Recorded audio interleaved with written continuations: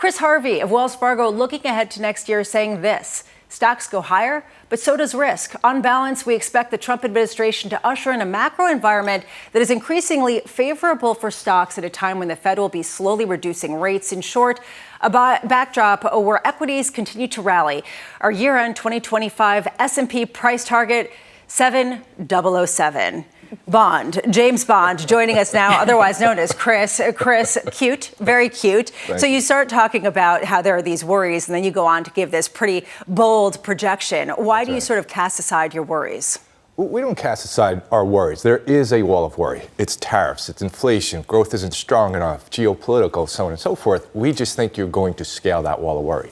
And what we're talking about is risk is going higher. And that's true. But when risk goes higher, equity markets also go higher. So I think one of the things that we've said, and the title of our outlook is Good Year, Bad Vintage. Right? We're going to look back. Thank you. Just crushed it this morning. Carry on.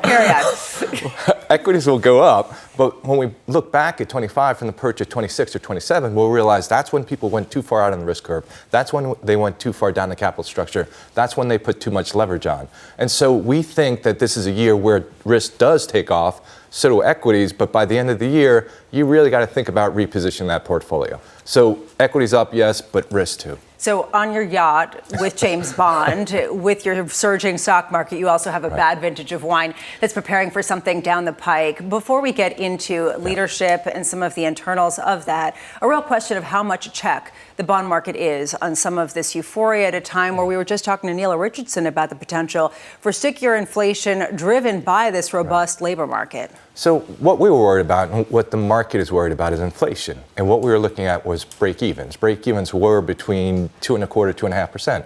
That's at the high end of the 20-year range, right? So you're already pricing in a pretty aggressive inflation expectation. We were already, I thought, toward the high end of the range at 450. So we can get to 475. I just don't think you can get there to 5% really on fundamentals. Because if you look at real rates, you look at break-evens, they don't support a 5% range.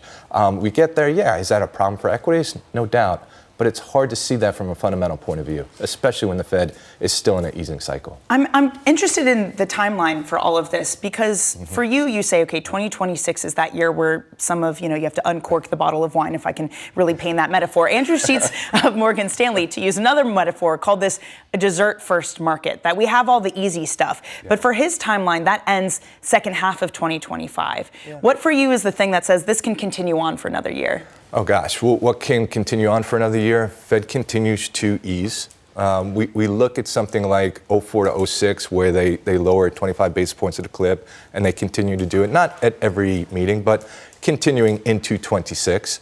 We get an M&A cycle that begins to really heat up. Fundamentals still stay strong, and things that were overblown with regard to the tariffs really are just overblown. And so you have a situation where the economy is good.